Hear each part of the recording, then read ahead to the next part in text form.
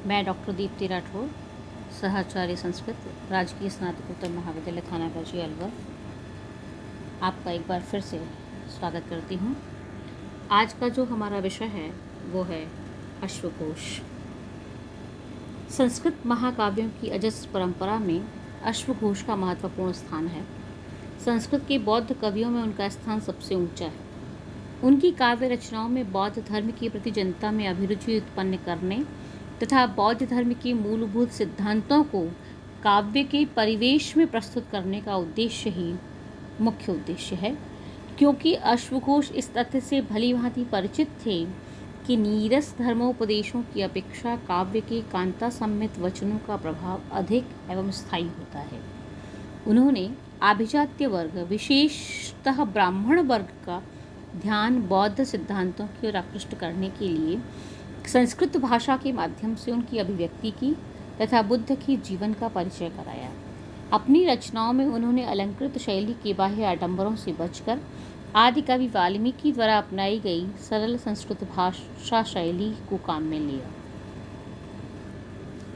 अश्वघोष की स्थिति, काल और जीवन परिचय पर हम प्रकाश डाल रहे हैं कि जो संस्कृत साहित्य के अन्य प्रसिद्ध कवियों के समान अश्वघोष का स्थिति काल अधिक विवादास्पद नहीं है। इस बात पर प्रायः सभी विद्वान सहमत हैं कि अश्वघोष का सुप्रसिद्ध सम्राट कनिष्क के समकालीन थे, परंतु कनिष्क के समय को लेकर मत वैभिन्न है।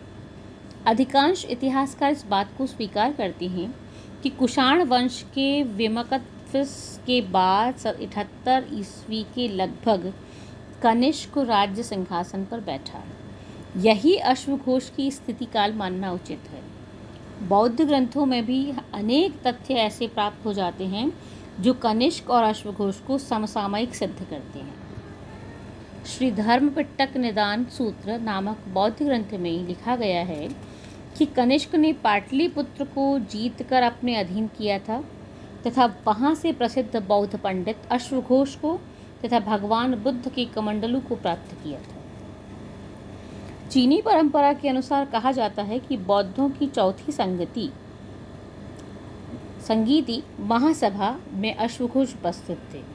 यह महासभा कनिष्क द्वारा कश्मीर के कुंडल वन विहार में बुलाई गई थी, जिसमें बौद्ध धर्म के विभिन्न संप्रदायों से बढ़ते हुए पारस्परिक मतभेद पर विचार किया गया था तथा त्रिपिटक के प्रामाणिक भाष्य की रचना की गई थी। इस संगीत के वसुमित्र सभापति तथा अश्वघोष उपसभापति थे। सम्राट कनिष्क वैसे तो सभी धर्मों के प्रति उदार था, परंतु वह बौद्ध धर्म का ही अनुयायी था। बौद्ध धर्म के प्रचार प्रसार के लिए उसने अपने शासन काल में अनेक प्रयास किए। यही कारण है कि इतिहास में उसे अशोक द्वितीय के नाम से पुकारा जाता है। उधर अश्वघोष भी बौद्ध धर्म का परम अनुयायी था, अतः अश्वघोष को कनिष्क का समकालीन मानने में आपत्ति के लिए कोई स्थान नहीं रह जाता। इस संदर्भ में विवाद कनिष्क के काल को लेकर है, क्योंकि इतिहास में कम से कम 2 कनिष्कों के उल्लेख मिलते हैं। द्वितीय कनिष्क प्रथम का पौत्र था। इन 2 कनिष्कों के सनाम होने से उनका तिथि संबंधी विकल्प विशेष महत्व प्राप्त कर चुका है। कनिष्क के काल के संदर्भ में विंटरनित्ज ने सभी प्रमाणों का परीक्षण करके निर्णय दिया कि वह 125 ईस्वी में सिंहासन पर अधिष्ठित हुआ और ऐसी परिस्थिति में उनके मतानुसार अश्वघोष का प्रादुर्भाव दूसरी शती में हुआ है। अधिकांश विद्वानों की मान्यता है कि कनिष्क शक संवत का प्रवर्तक है। यह संवत 78 से प्रारंभ हुआ। कीट इसी मत के अनुसार अश्वघोष को 100 ईस्वी के लगभग मानते हैं। कनिष्क की यही तिथि फर्गुसन, ओल्डनबर्ग, रैप्सन आदि विद्वानों ने मानी। अश्वघोष का स्थितिकाल प्रथम शताब्दी ईस्वी सिद्ध करने के लिए अंतः साक्ष्य एवं बाह्य साक्ष्य दोनों का आधार लिया जा सकता है। इस संबंध में विद्वानों द्वारा लिखित तर्क उपस्थित किए गए हैं। प्रथम तर्क जो है वो कुछ इस प्रकार है कि अश्वघोष रचित जो बुद्ध चरित का चीनी अनुवाद उपलब्ध है, जिसका रचना काल ईसा की 5वीं शताब्दी का प्रारंभ माना जाता है, भारत में पर्याप्त प्रचार पाने के बाद ही बुद्ध चरित का चीनी अनुवाद हुआ होगा। अतः अश्वघोष ईसा की 5वीं शताब्दी से पर्याप्त समय पूर्व ही हुए होंगे। सम्राट अशोक के राज सिंहासन पर आरूढ़ होने की तिथि 269 ईसा पूर्व से 232 ईसा पूर्व निश्चित है। उधर बुद्ध चरित के अंतिम सर्ग में अशोक का उल्लेख मिलता है, अतः अश्वघोष का समय निश्चित रूप से अशोक के बाद का है। चीनी जनश्रुतियों तथा साहित्यिक परंपराओं के अनुसार अश्वघोष कनिष्क के समकालीन तथा परामर्शदाता थे। उन्हें कनिष्क का दीक्षा गुरु गया। ऐसी मान्यता है कि अश्वघोष ने कनिष्क के राज्य काल में अभिधर्म पिटक की विभाषा नाम की व्याख्या लिखी थी। यह व्याख्या कनिष्क के राज्यकाल 78 से 100वीं ईस्वी में ही की गई थी। अश्वघोष दौर एक बिंदु और है, इस पर भी थोड़ा सा ध्यान दिलवाना चाहती हूँ कि अश्वघोष रचित जो शारिपुत्र प्रकरण की जो पांडुलिपि के हस्तलेख या लिपि को देखने से पता चलता है कि ये कनिष्क का या हुविष्क के समय की है। अश्वघोष के साथ कनिष्क को संबद्ध करना तो सर्वथा परंपरागत एवं इतिहास सम्मत है, किंतु हुविष्क के साथ उसका संबंध दिखाना अप्रामाणिक है। इनका राज्यारोहण कनिष्क की मृत्यु के 20 वर्ष के बाद है। अश्वघोष को हुविष्क का राज्याश्रित अथवा समकालीन सिद्ध करने में सबसे बड़ी आपत्ति यह है कि भारत तथा अफगानिस्तान आदि से प्राप्त हुविष्क के सिक्कों पर कहीं भी बुद्ध का नाम नहीं है, जबकि कनिष्क के सिक्कों पर ग्रीक तथा ईरानी देवी देवताओं की विभिन्न प्रतिमाओं के अतिरिक्त बुद्ध के भी अनेक चित्र उपलब्ध हैं। इन चित्रों से यह सहज ही सिद्ध हो जाता है कि कनिष्क सब धर्मों के प्रति उदार होते हुए भी बौद्ध धर्म से ही विशेष अनुराग करता था। संक्षेप में कनिष्क बौद्ध धर्मावलंबी थे और हुविष्क ब्राह्मण धर्म का अनुयायी था। अतः अश्वघोष का हुविष्क के दरबार में विद्यमान होना सिद्ध नहीं होता। टॉमस महोदय जो है वो अश्वघोष को कनिष्क के समकालीन मानते हैं। कनिष्क तथा कुषाण दोनों भिन्न नहीं हैं, अपितु दोनों एक ही हैं। टॉमस के मतानुसार कनिष्क ने साकेत पर आक्रमण किया, जिससे साकेत निवासी अश्वघोष ने कनिष्क का परिचय हुआ तथा गुणग्राही कनिष्क अश्वघोष को अपने साथ पेशावर ले गया। अतः टॉमस महोदय के मत से यही सिद्ध होता है कि अश्वघोष कनिष्क के समकालीन थे। कुछ विद्वानों ने कालिदास और अश्वघोष की काव्य कला की समीक्षा करते हुए कालिदास से अश्वघोष को काव्य कला को पूर्ववर्ती माना है। अतः अश्वघोष कालिदास से पहले हुए ऐसा माना जाता है, परंतु इस विषय में अभी तक विद्वानों में निर्णायक मत स्थिर नहीं हो पाया है कि कालिदास पूर्ववर्ती हैं या अश्वघोष। खैर, बुद्धचरित और सौंदर्यनंदन आदि के रचयिता अश्वघोष कनिष्क के समकालीन थे और उनका समय ईसा की प्रथम शताब्दी है। अश्वघोष का जो संक्षिप्त जीवन वृत्त है वो कैसा है, जीवन के विषय में हम थोड़ा सा प्रकाश डालना चाहते हैं। अश्वघोष दो शब्दों से मिला है। नामकरण को देखें, अश्व और घोष। अश्व यानी घोड़ा, घोष यानी उसका आवाज़ या उसका जो नाद स्वर जो होता है वो। तो ये मानते हैं कि जो प्राचीन भारतीय साहित्य के जो प्रणेता हैं उन्होंने अपनी एक परंपरा रही, अमूल्य ग्रंथ रत्नों की सृष्टि करने के पश्चात भी अपने विषय में कहीं भी रचना के प्रारंभ या मध्य तथा अंत में जीवन, परिवार, रुचि आदि के संबंध में कुछ भी संकेत प्रदान नहीं किया है। अपने विषय में वे प्रायः मौन रहे हैं। अश्वघोष की स्थिति कालिदास तथा शूद्रक जैसी तो नहीं है, फिर भी प्रामाणिक सूचना कम ही उपलब्ध है, क्योंकि उन्होंने अपनी कृतियों में कहीं अपने जीवन परिचय का स्पष्ट उल्लेख नहीं किया है। परंतु उनके संदर्भ में तिब्बत, चीन और बौद्ध देशों के साहित्य में अवश्य प्रचुर सामग्री उपलब्ध होती है। वर्तमान में अश्वघोष की कृतियाँ मूल रूप से में सुरक्षित न होकर चीनी तथा तिब्बती भाषा के में अनुवाद के रूप में सुरक्षित हैं। अश्वघोष का जो वास्तविक नाम है वो क्या है, यह संदिग्ध और अज्ञात है। बौद्ध धर्म से दीक्षा ग्रहण करने के उपरांत ही उनका नाम अश्वघोष प्रसिद्ध हुआ।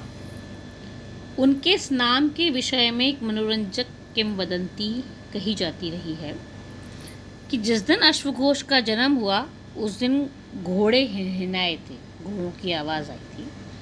इसी आधार पर उनका नाम अश्वघोष पड़ गया। इसके अतिरिक्त एक अन्य घटना उनके नाम के विषय में प्रसिद्ध है कि एक दिन वे बौद्ध धर्म का उपदेश दे रहे थे। उनकी मधुर अमृतमयी वाणी को सुनकर भूख से व्याकुल घोड़े ने घास खाना छोड़कर आध्यात्मिक आनंद के उल्लास में आकर हिनहिनाना प्रारंभ कर दिया। इस अद्भुत घटना को देखकर विद्वान उस दिन से आपको अश्वघोष के नाम से पुकारने लगे। अश्वघोष के उक्त नामकरण में इतना सत्य अवश्य है कि उनकी वाणी नितांत मधुर एवं हृदयावर्जक थी। तिब्बती भाषा में प्राप्त जीवन वृत्त से यह ज्ञात होता है कि संगीत शास्त्र के अधिकारी विद्वान थे तथा बौद्ध धर्म के प्रचार के लिए अनेक गायक गायिकाओं का संघ बनाकर काश्मीर तथा पेशावर की सड़कों पर वीणा बजाते हुए वैराग्य के गीतों को गाया करते थे। इसकी पुष्टि चीनी यात्री इत्सिंग 700 ईसा के उस उक्त कथन से होती है जिसमें उसने लिखा है कि उस समय अनेक बौद्ध विहारों में अश्वघोष के गीत बड़े आदर के साथ गाए जाते थे। जहाँ तक अश्वघोष के माता पिता का संबंध है तो उनकी माता का नाम सुवर्णाक्षी था। ये साकेत के निवासी थे। इस संदर्भ में सौंदरनंद महाकाव्य के अंत में लिखा गया है कि आर्य सुवर्णाक्षी पुत्रस्य साकेतस्य भिक्षु प्राचार्य भदन्ताश्वघोषस्य महाकवेः महावादिनः कृति इयम्। इस वाक्य में पिता के नाम का कोई संकेत नहीं दिया गया है कि कुछ विद्वान का कथन है कि यह उनके गोत्र का नाम है। इस विषय में डॉक्टर विमला चरण लाहा इनका कथन है कि अश्वघोष के समय तक ब्राह्मणों एवं क्षत्रियों में मातृशक्ति का अधिक सम्मान किया जाता था। संभवतः इसीलिए माता के सुवर्णाक्षी नाम का उल्लेख किया गया तथा पिता के नाम की आवश्यकता नहीं समझी गई।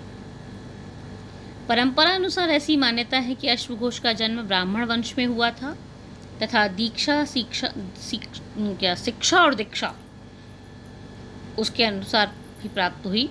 बाद में वे बौद्ध धर्म में दीक्षित ही नहीं हुए अपितु उनके प्रबल प्रचारक एवं उपदेशक भी बने। इसकी पुष्टि चीनी यात्री इत्सिंग और वेनसांग के कथनों में होती है। वेनसांग के मतानुसार अश्वघोष, देव, नागार्जुन एवं कुमारलात ये चारों बौद्ध विद्वान 4 सूर्य थे जिन्होंने बौद्ध धर्म के प्रसार से विश्व को प्रकाशित किया।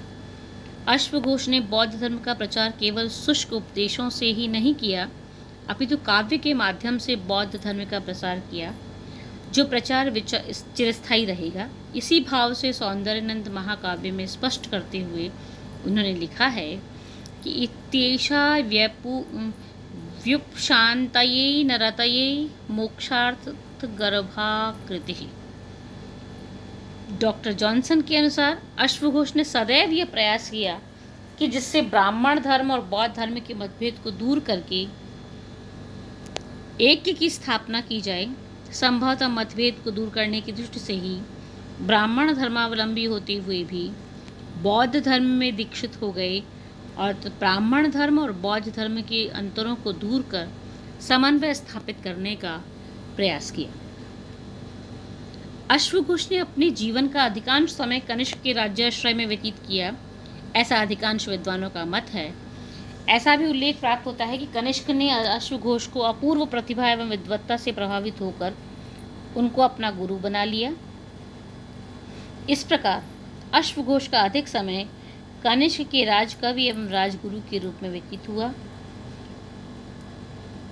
इन बातों से स्पष्ट प्रतीत होता है कि अश्वघोष के जीवन काल के संबंध में इदम इत्थम नहीं कहा जा सकता। तथापि अश्वघोष का व्यक्तित्व छुपा नहीं रह सकता। उनका व्यक्तित्व भिक्षु, भदंत, उपदेशक, महाकवि तथा संगीत मर्मज्ञ के रूप में सम्मान के साथ स्मरण किया जाता है। कतिपय समीक्षकों ने उनका व्यक्तित्व आचार्य तथा उपदेशक के रूप में स्वीकार किया और साथ ही नागार्जुन आदि दार्शनिक विद्वानों के मध्य में उनका नाम परिगणन करके दर्शन शास्त्र का ज्ञाता तथा अधिकारी विद्वान माना है। यह सब होते हुए भी अश्वघोष के जीवन वृत्त से हम अपरिचित ही हैं। धन्यवाद। आज इतना ही। अगले व्याख्यान में अश्वघोष के प्रमुख रचनाओं पर हम चर्चा करेंगे। तब तक के लिए शुभम भूयात्, सुष्ठु भूयात्।